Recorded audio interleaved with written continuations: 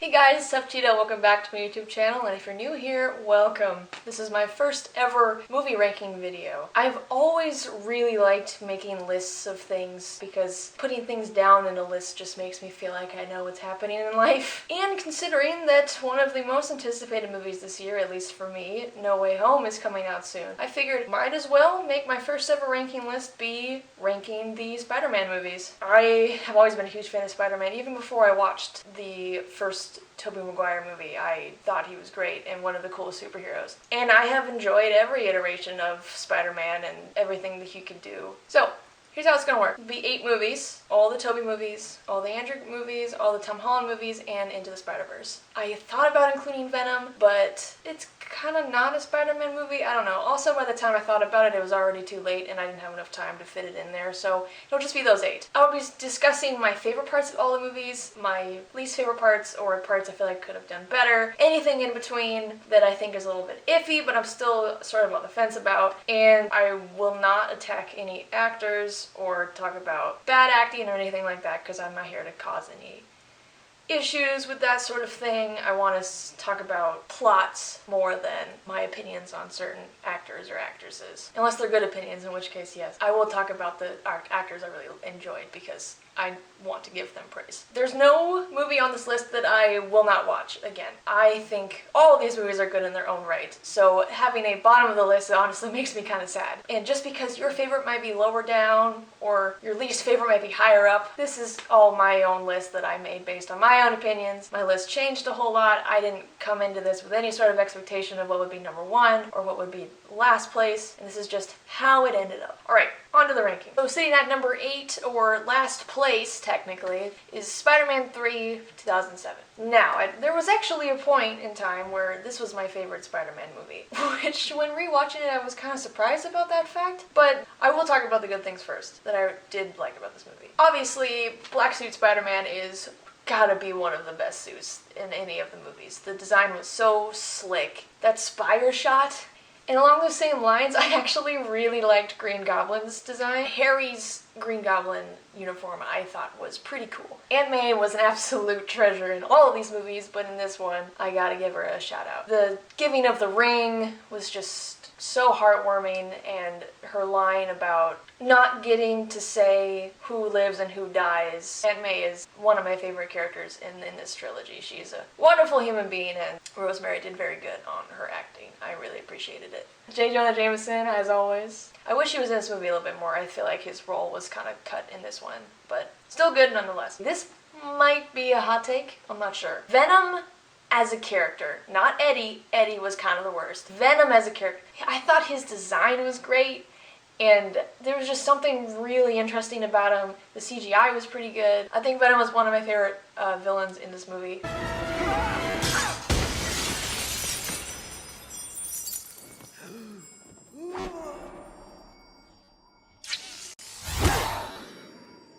The last thing I'll say about this movie that I did like positively is how much you really felt for Sandman. You felt bad for him. He didn't want to lose his daughter. He wanted to raise money to save his daughter, and I honestly felt a lot for him in this. Alright, on to the stuff that I didn't like that much. Some of the lines in this movie, they were really trying to go quippy with it, and it just did not hit.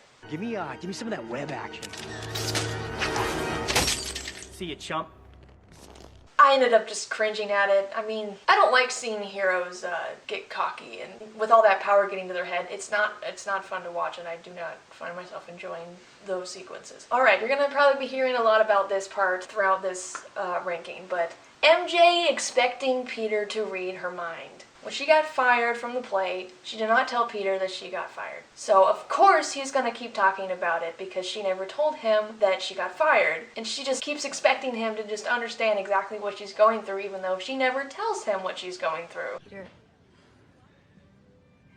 you have no idea how I feel right now. I just found them both to be pretty selfish, and I really feel like in this movie their relationship just took a turn and ended up being kind of toxic, and they really should have worked out their problems before they get back together. The villains didn't do very much in this movie. They were kind of just there. Venom showed up late. Hobgoblin came and went immediately, and Sandman, well, he went. He's just gone. Symbiote Peter was not fun to watch. He hit MJ, was the absolute worst. and we just pretend that it's funny when it's really not. Yes, he was being controlled, but it doesn't make it any less hard to watch. The hair pulling it down in front of his eye, it's just, oh man, I just want to skip past that part. And the big thing, they went back on previously established plot. Suddenly, the guy that Peter got in the first movie was not the man who killed Uncle Ben. Now it is Sandman. Sandman killed Uncle Ben, and we're just supposed to be okay with that plot point where Peter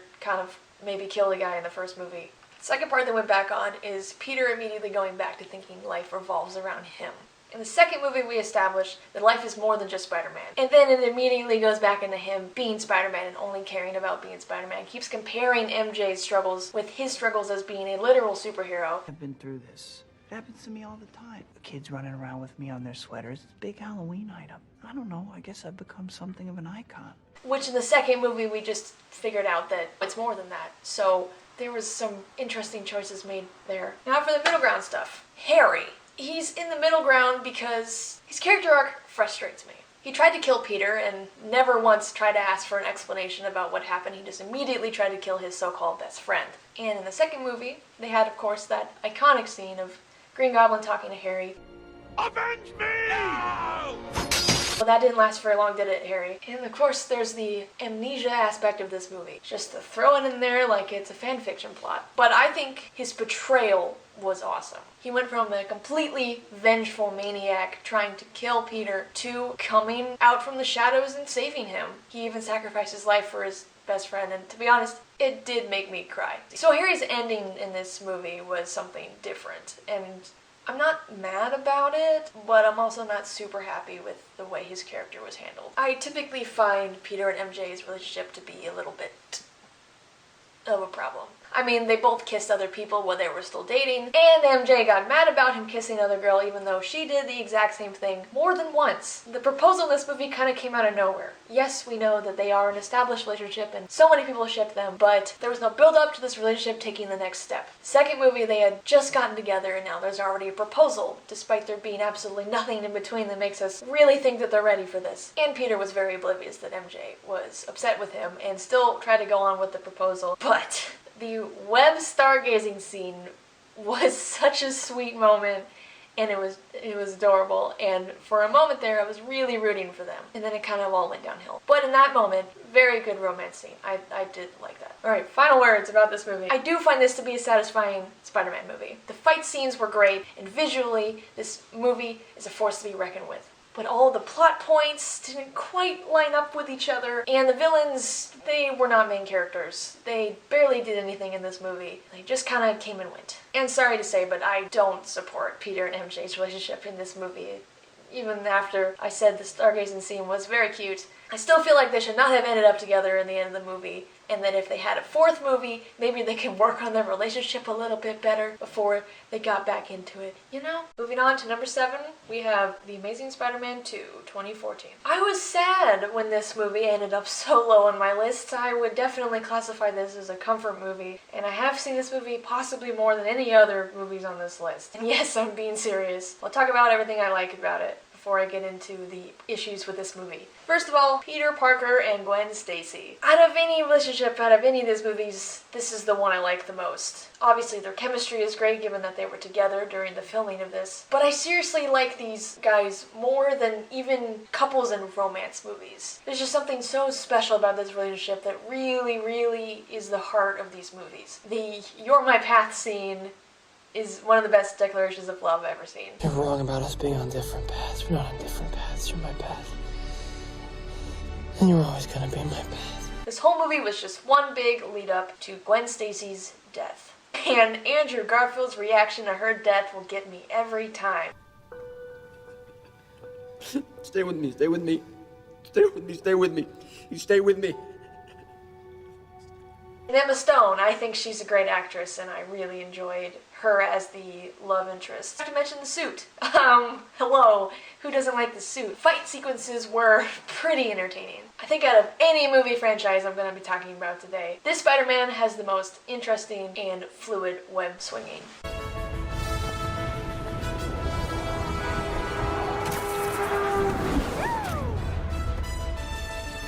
first Lecter fight was entertaining, and the score, Hans Zimmer brought it to the table.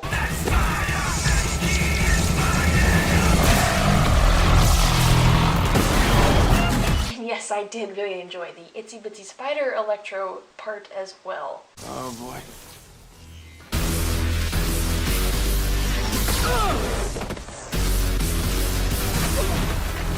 I hate this song! Maybe a little cheesy on the nose. I think it was still cool. And as much as I didn't like the Green Goblin in this movie, I did find the Clock Tower fight to be extremely riveting and a very cool location to have a fight.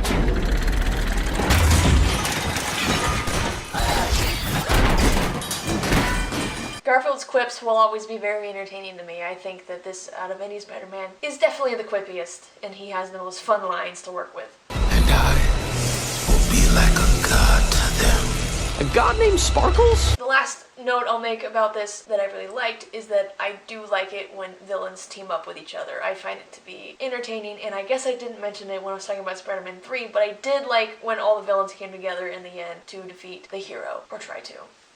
It never works, does it? Now on to the issues I had with this movie. Harry Osborn. Don't get me wrong, I actually really liked his acting and I loved his banter with Peter, but it quickly took a turn for the worse. He's a very unlikable person and instantly turned on Peter, no questions asked, and was just straight up a slime ball of a human being. Him as Green Goblin wasn't it.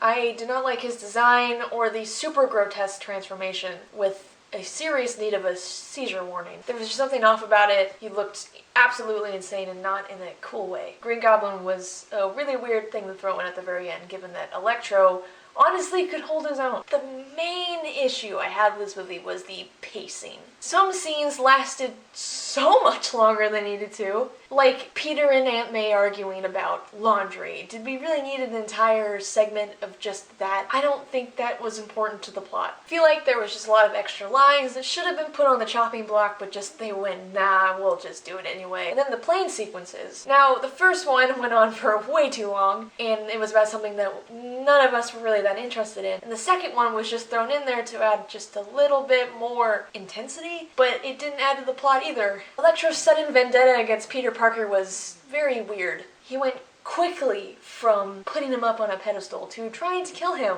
It is not Peter's fault that the police started firing at him. It's been well established that the police do not like what Spider-Man does. Peter did try and save him, but Electro was quick to want his revenge, despite, up until this point, thinking of him as his hero. Electro had so much potential to be a cool anti-hero, but no.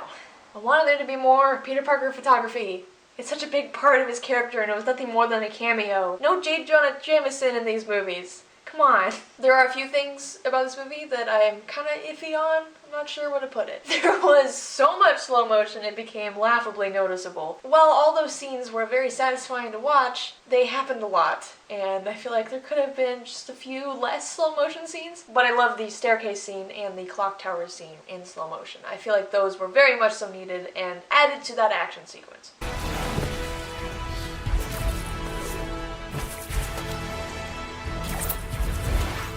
Peter straight up stalks Gwen in this movie, and I'm not mad about it, but it is kind of weird, so I don't know what to think about that.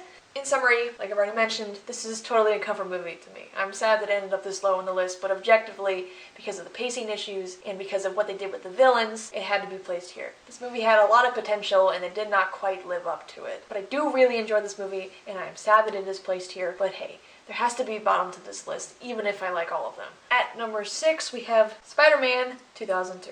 Before you come at me, it's placed here because it's classic. I know, maybe that's kind of a weird thing to say, but let me explain. This movie is a baseline. This brought in just this whole new world of superhero movies, and it's really when it took off. It is what it is.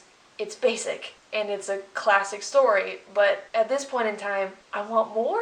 Now I tell you about best parts of this movie, now that you all have probably left after being mad at me that the original Spider-Man is solo. Uncle Ben. No one will beat this version of Uncle Ben. With great power comes great responsibility, and his death scene will always make me sad. I can't remember his name off the top of my head, but I think this actor for Uncle Ben was great casting choice. Photographer Peter. Now he is in his movies, and I really appreciate that they kept that part of his character because it's one of my favorites. I've already talked about Aunt May in my Spider-Man 3 ranking, but I will say in this movie especially, I appreciated that finally a family member was kidnapped instead of a love interest. At least she was kidnapped first, and then the love interest came later. I feel like that needs to be used a little bit more. There's more important people in your life besides your love interest. Green Goblin. Obviously, I have to talk about Willem Dafoe's performance. He brought such chaotic energy, and it worked, and I loved it. The mirror scenes where he plays both Norman Osborn and Green Goblin are so impressive, and they look good, and man, his voice.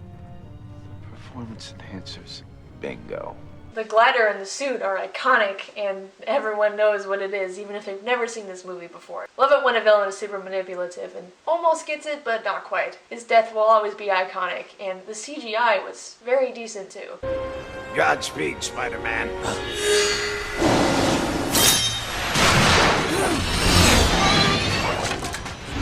All spider sense scenes were super fun, and the literal spider-like qualities about Peter is different, yet it was kind of cool. The zoom on Peter's fingers to show how he can climb up walls was pretty creepy, but hey, it worked. And then there's the body horror that is the webs coming straight out of his wrist. Did lead to a pretty funny scene though, so I'll let it slide. Shazam! Go! Go! Go, Web, go! The swinging looked good, and obviously the suit is forever iconic. I always love a good upside-down Spidey moment, and this movie is full of them. Whoever casted James Franco and Willem Dafoe as father and son, they deserve a raise, so I'm gonna look into it and see who did the casting for this movie, because yeah, perfect choice. Now, the stuff I didn't like this movie, I've already talked about a little bit in Spider-Man 3, so I'll go through it quick. Don't like MJ. She's actually okay in this movie, but she does fall for Spider-Man before she falls for Peter Parker, and I don't enjoy that. I do think they have pretty decent chemistry, but Peter's constant simping and trying to win money to buy a car to impress a girl, now that's unnecessary. MJ definitely should have waited until, I don't know, a few days after the funeral to tell him how she felt. Maybe? Harry is a bad friend. I'll scream it from the rooftops. I really truly believe this. He steals Peter's girl out from under him and then gets jealous later on when they're holding hands as if Peter isn't at the hospital because of his aunt being kidnapped. Jealous Harry is jealous. I'll be honest, I wish this wasn't the case, but the memes kind of ruined this movie for me. You know, I'm something of a scientist myself. I really wanted this to not be a negative point. I really wanted to judge it based on my own opinion and not the outside opinion, but every line in this movie is a meme. Now, I do think Tobey is a great Peter Parker. I don't think he quite nailed the Spider-Man role in this movie. He tried to be quippy, but they didn't land very well. He was just all around a pretty awkward character, even as Spider-Man, and sometimes it got a little painful. I've already kind of done my overview for this movie, but I will say this. I think it's a really great standard superhero movie. This movie is the baseline that all movies should strive to move forward from. It's good, it's iconic. I'm just ready for something a little bit more. So I hope we can all come to an understanding about Spider-Man being number 6, because I'll be talking about everyone else's favorite later.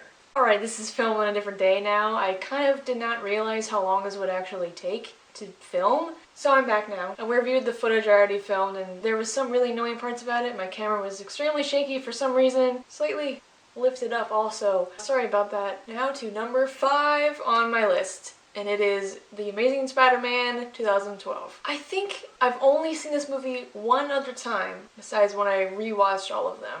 And I don't know why I never went back and watched it again. I think Andrew's performance was amazing, and I totally felt for him in this movie. The angst was insane, and I just really enjoyed his performance as Peter Parker. And yes, maybe he is kind of cool, but based on the way he talks to girls, I would argue that he is still very, very awkward. Peter's depression and standoffishness when Uncle Ben died, his blossoming, awkward teen romance he had with Gwen Stacy, the scream when Captain Stacy died, Andrew absolutely brought it. And speaking of that awkward teen romance, The mutual pining in this movie was so cute. Before Peter Parker was Spider-Man, Gwen Stacy still had a crush on him. Even though he was so awkward and had no idea how to talk to girls, she still liked him. And Gwen was self-aware. As soon as she found out that he was Spider-Man, she realized, uh-oh, I'm in trouble because I'm in love with this guy who's also Spider-Man. We love a very self-aware character, and Gwen Stacy, I love her in this movie. I think Emma Stone,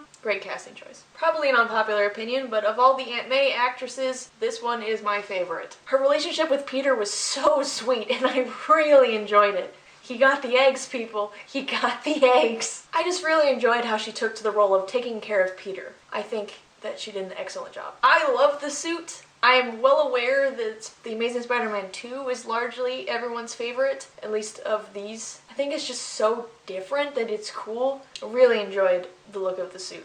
And the swinging was excellent as well. This is by far the grittiest of any of these movies. The very slow claw slash in the lizard fight was just painful to watch. Peter actually acknowledging his parents' death and going into the final battle injured and dragging his leg behind him. The piano stings when Lizard is coming after Gwen in the jump scare. The horror take on the spider sense, as much as that finding your power scene was kind of weird, it was really well done, and I liked how angsty and different this movie felt. It's insane. Peter Parker in every scene he has with a child, and that was such an important part of his story, finally switched his priorities after he had to save a kid from falling off of a bridge. It was so intense, but so nice to see him get to be both Spider-Man and Peter Parker in that moment. A few little minor things that I will add in. One of my favorite Stan Lee cameos. I love it. The Flash casting in this movie was excellent, and I love that he actually cared about Uncle Ben dying. Now onto the stuff that I didn't like about this movie as much that made it kind of low on my list. It took so long for him to become Spider-Man. The focus was more on Peter becoming a better person and realizing his true potential. I get it. But it's a Spider-Man movie, not a let's go after Uncle Ben's murderer movie. I know I've already talked about the angst in this and how I really liked it, but sometimes it goes too far. Peter is so caught up on catching Uncle Ben's killer that he just completely ignores everything else around him. It's distracting to see your favorite superhero become so caught up in a really vengeful spirit that I ended up not enjoying that part of the movie as much. Andrew's Spider-Man is so bad at keeping his identity a secret. It's so lame that he got caught by the big bad of this movie because he forgot to take the Peter Parker label off of his camera. He stupidly jumps off a building in his street clothes to test out his new web shooters. He's caught without his mask multiple times. He takes the mask off immediately when he was talking to that child. And Captain Stacy found out his identity very quickly. And on top of that, he showed his love interest immediately that he was Spider-Man by trying to pull the moves. Smooth as it may have been, dude, you're a hero. You need to keep the secret identity under wraps just a little bit better. Last thing I want to say that genuinely really annoyed me, Oscorp, update your security. Peter barely had to do anything to get in there. A few things in this movie that I was on the fence about. Didn't really care for Lizard as the villain. Would have been more interesting if it was one of the other big bads. But at the same time, I'm glad he wasn't one of the other ones because it's different. I still didn't love what happened in this movie with him. I've already sort of talked about how awkward I find Tobey's Spider-Man, but Andrew's Peter Parker, sometimes it's endearing, but his inability to use his big boy words gets old fast. He just cannot get out his words when talking to Gwen or anyone. The ability to express his emotions, he did not have it. That being said, Spider-Man was extremely quippy and very fun to watch. It was weird how much better he was as Spider-Man than as Peter Parker. If we could just combine the two, Tobey's Peter Parker and Andrew's Spider-Man, I think it would be a perfect matchup. To wrap this all up, I will say, Andrew Garfield is my favorite Spider-Man portrayal. It's different, and yet it feels like home. The cast was absolutely amazing, and I enjoyed everyone on this team. There was a lot of very fun fight scenes, and very high stakes as well. One of my favorite romance pairings out of any movie, and not just of any Spider movie, out of any movie. But in the end, with the lackluster villain and the extremely long time that it took into getting into the Spider-Man stuff, it knocked it down on my list. Still a very enjoyable and underrated movie, and I totally recommend rewatching it if it's been a while. Now on to a surprising number 4 on my list, Spider-Man Homecoming 2017. I say surprising because I went into this expecting Homecoming to be number 1 for me because of the huge nostalgia factor this movie has. Before I get into that stuff, I'm just going to talk about what I did really enjoy on my rewatch. It's not an origin story.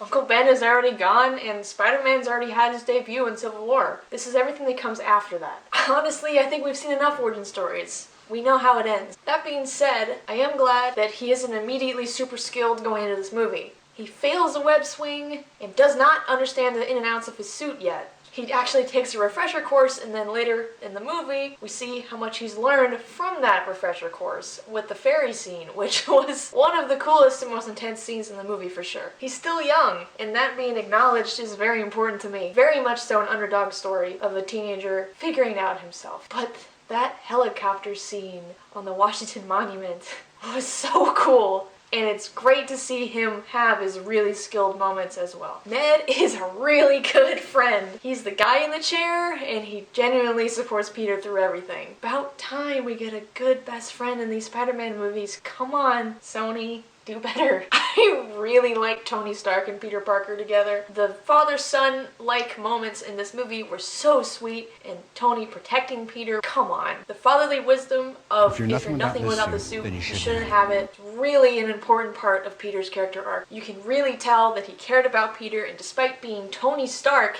he checked up on Peter and called him and made sure to tell him that he was proud of him. Definitely one of my favorite platonic relationships in the entirety of the MCU. Peter vlogging his Civil War debut is probably one of my favorite solo movie introductions. Hands down. My favorite sequence in this entire movie is when Peter goes after the Vulture in his homemade suit, gets a building dropped on him, and then has this super emotional moment where he's trying to lift the building off of him, and he's crying and lifting a freaking concrete wall with no suit. It was so powerful, and I am pretty sure when I watched this at the theater for the first time, I cried. He's so much more than the suit, and Tom, in this scene in particular, it really broke my heart. No! Please! Hey, please! I'm down here!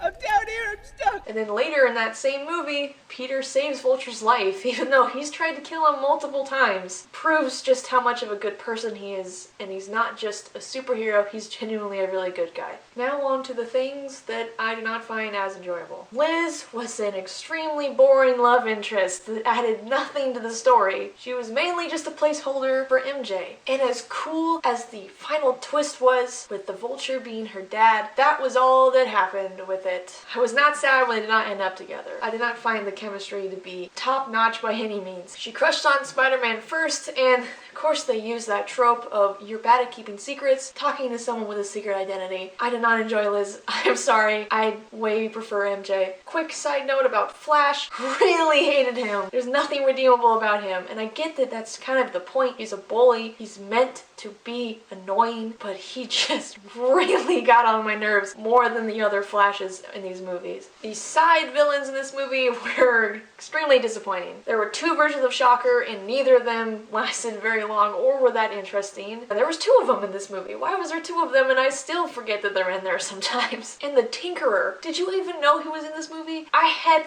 no idea that this one character in this movie was meant to be the Tinkerer, aka Phineas. And I don't know if I'm just biased because I really liked the Miles Morales game, but he's the Tinkerer. He's supposed to be cool. He was just thrown in there as a lackey, and I did not enjoy that aspect at all. There was a severe lack of city swinging in this movie. He's Spider-Man. That's kind of his thing. There's not enough web slinging in this movie at all. And the beginning of this movie was pretty slow. Not quite as slow as Andrew's, but still slow nonetheless. The only middle ground I have for this movie is the Vulture himself. Obviously it's Michael Keaton, so it's well acted and he's extremely intimidating, so that part he totally nailed. But other than that, what did he do? He was a Tony Stark villain. Again, like always, I did not realize how many Tony Stark villains there were until I started rewatching the Marvel movies. And it's a Tony Stark villain in a kind of a lame way. He was basically a junker, but for having a very good plot twist, I'll give him points for that. Oh, I didn't realize I actually have another one in this, and it's just about Aunt May. Don't get me wrong, I do like Aunt May in all of these movies, but she didn't do it for me like the other ones. However, the I Lost the Stark internship scene was very well done and very cute and sad. So I definitely do not hate this Aunt May at all by any means. Just think that this Aunt May was definitely not the most well thought out role. Prowler setup, please. I really want Donald Glover to be the Prowler. They set it up. Come on. For my overview, I have a huge soft spot for this movie. This was the first MCU movie I ever watched in theater, and I left thinking that this was the best movie I've ever seen in my life. And for a long time, it was my favorite MCU movie and my favorite Spider-Man movie. I really like a good underdog story with the someone's gonna look out for the little guy aspect, with the mostly uninteresting villain and the lackluster love interest. This is just where it ended up. This is proof that despite my huge soft spot for this movie, there are better Spider movies than this one, and I will totally admit that and understand that Homecoming is a lot of people's least favorite. We've now made it to the top 3, and at number 3 we have Spider-Man 2.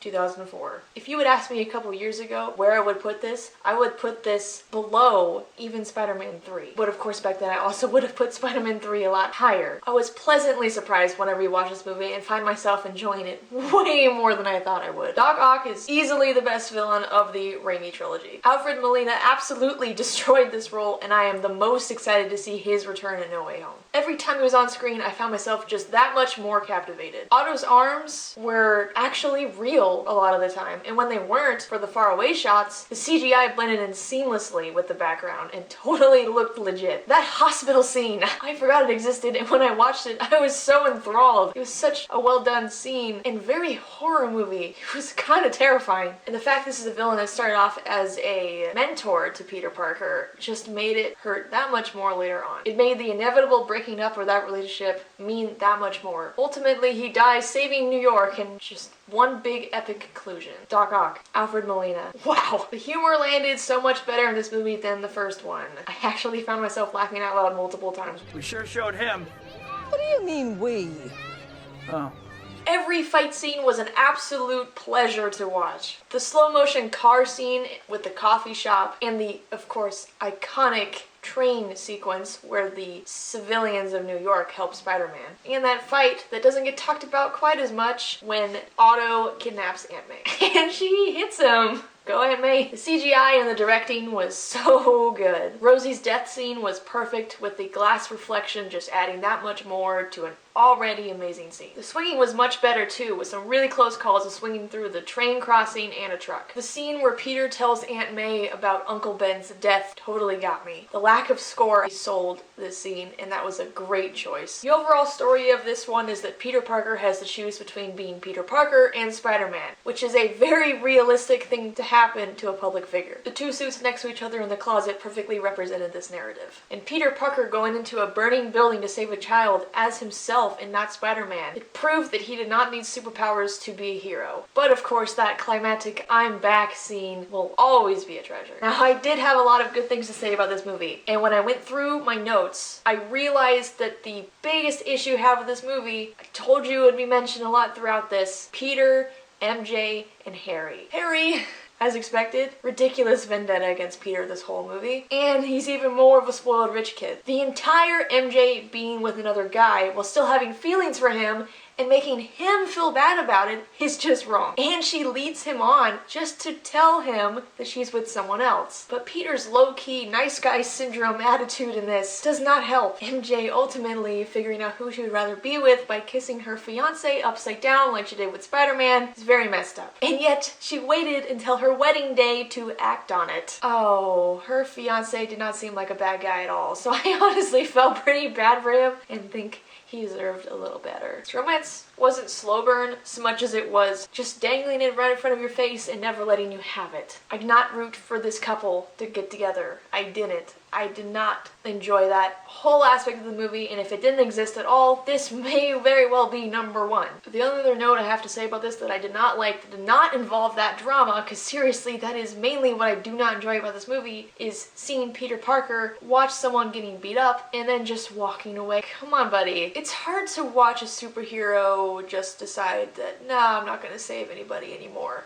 You can be a good guy and not be a superhero. There's a difference. I get why this is the top of the list for so many people. The villain is outstanding, the CGI and fight scenes are excellent, and Tobey really brought his A game. The idea of a superhero questioning who he wants to be is a common trope, but it was handled very well in this, although sometimes it did go a little extreme. But the major problem I have with this movie is the relationships. Yes, Aunt May and Peter were great, and Otto and Peter's complicated relationship really added to the story, but MJ and Harry just made me angry. However, that being the side plot of the movie, I could not, in good conscience, put this movie any lower than where it is now, despite my frustrations. But I couldn't put any higher because the two movies I have above this movie, I have more minor issues with the plot than with this one. This is just my opinion, and maybe you think this is the best Spider movie ever made. And like I said, I agree that this was a very well handled movie. So if that side plot didn't exist, maybe I could see your point. Coming in at number 2, a huge surprise for me, Spider-Man Far From Home 2019. Tom did so well. His acting was especially good in this movie, with many emotional moments and plenty of action sequences, some of the best if I'm being completely honest. And he's playing a conflicted character who's overwhelmed with between him wanting to be a teenager and him having these new expectations after Endgame happened. Peter grew up a lot in this movie, and Tom showed you that. So Tom Holland,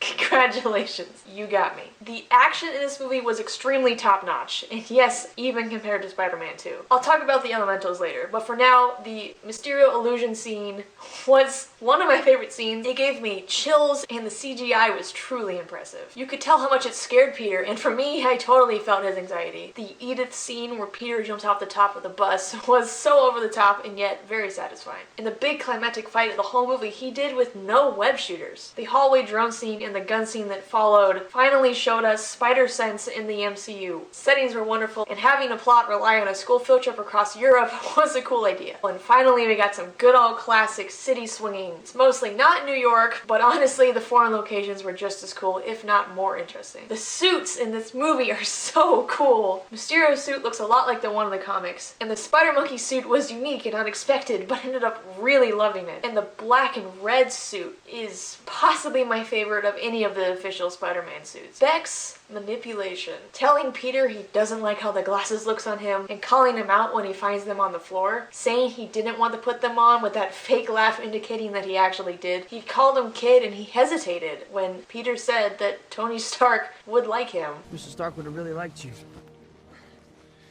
Almost giving up the ruse right then. Jake Gyllenhaal was so great for this role, at first playing Mysterio as some sort of hero and slowly turning into the maniac he truly is. I think it was amazing and really entertaining and one of my favorite villains. I am sad that he died in the end, but fingers crossed. And finally, the big kicker, acknowledging that Peter Parker is not Tony Stark and that he doesn't have to be. This is a big one in the MCU, but there it is out in the open. Peter Parker does not equal Tony Stark. You heard it here first. There are a few things in this movie that I think definitely could have been done better. I really like Peter and MJ. They're totally in like with each other and their chemistry is off the charts. Their hug and kiss scene was beautiful and bittersweet. I actually like it better broken.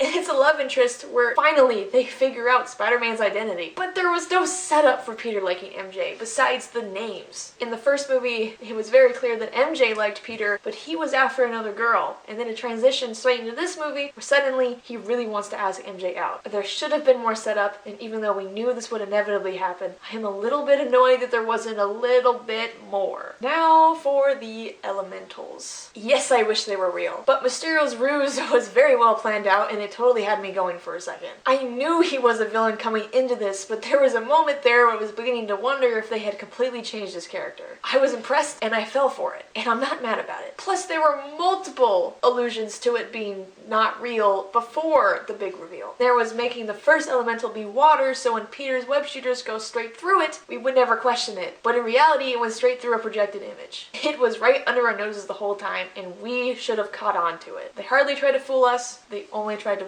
full Peter. And come on, the elemental fights were pretty amazing to look at. The things I didn't enjoy about this movie were few and far between. They were mostly pretty minor issues. Brad Davis, he was just there to cause drama with the love interest, but there wasn't a single second where I believed that MJ would actually like this guy. So he was really there for no reason. Nick Fury and Maria Hill being Skrulls. Was that really necessary? It didn't take away from the experience for me, so I'm not really mad about it, but it just really made me question how much of this was actually real. Adding Skrulls to the MCU at all sort of makes things confusing. Peter Tingle? Why would you ever call it that? Don't ruin something so awesome with calling it Peter Tingle. That scene with Peter and the female agent made me very uncomfortable when I watched this in theater. It did not need to exist. It was just, again, there to cause drama, but unnecessary drama. Mysterio's last fight, or rather Quentin Beck's last fight, was entirely him in his motion capture suit. I really like the Mysterio suits. It's a shame that Gyllenhaal didn't get to wear it in his last big climactic fight. Could it have been that hard to get him in the suit one last time? While we're on the subject of Mysterio,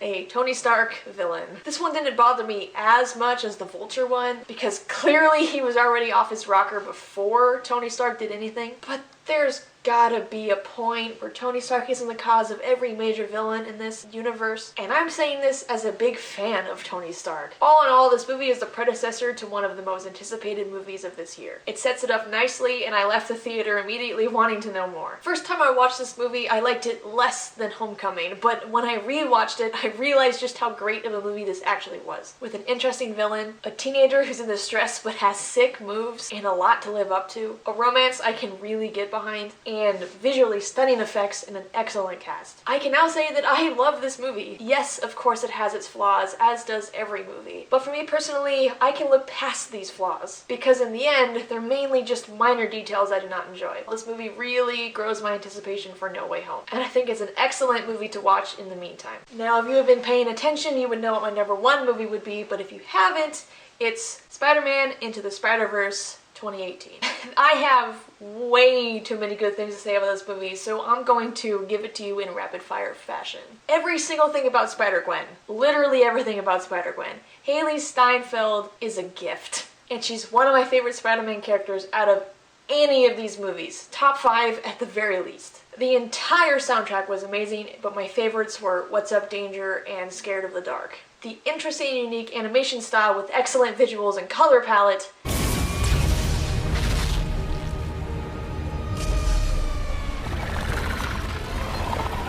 Come on, the Prowler arc and his theme.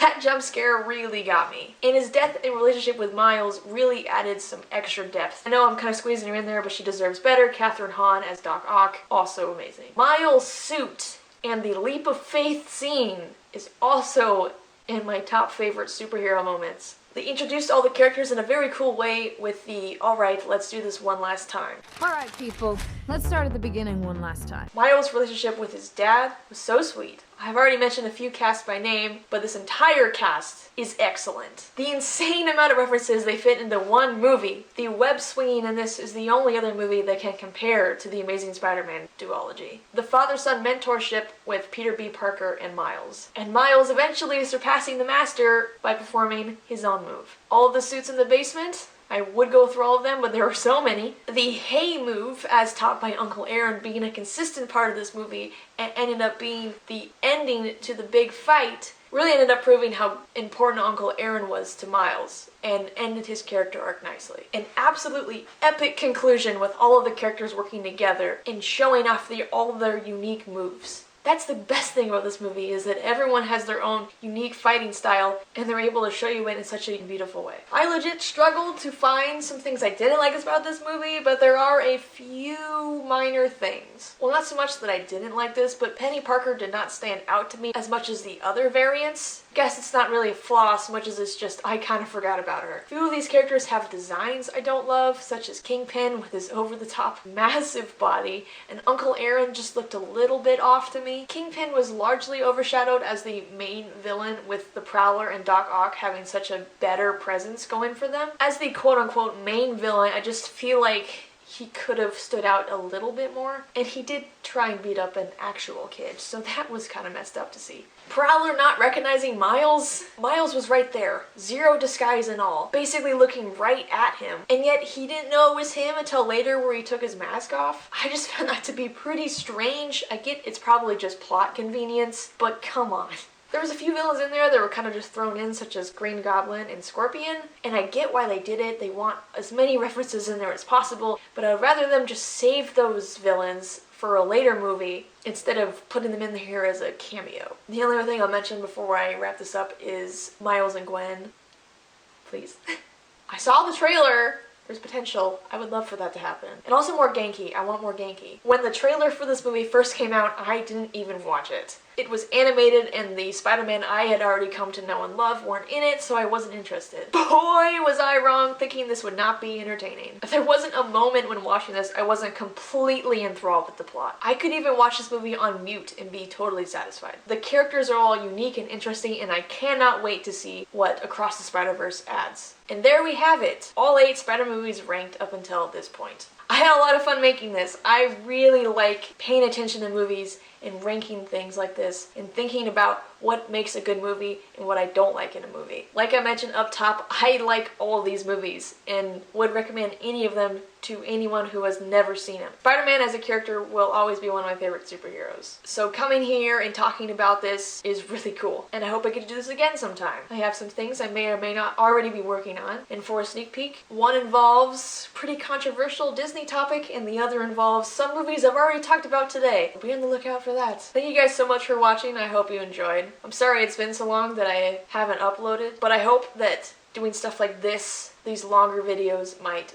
bring you some sort of joy or whatever. I don't know. I hope you guys have made it this far in the video. I know this is pretty long, and sorry about that. I just have so much to say about these great movies. I hope you guys stick around, and I'll see you guys next time. Bye!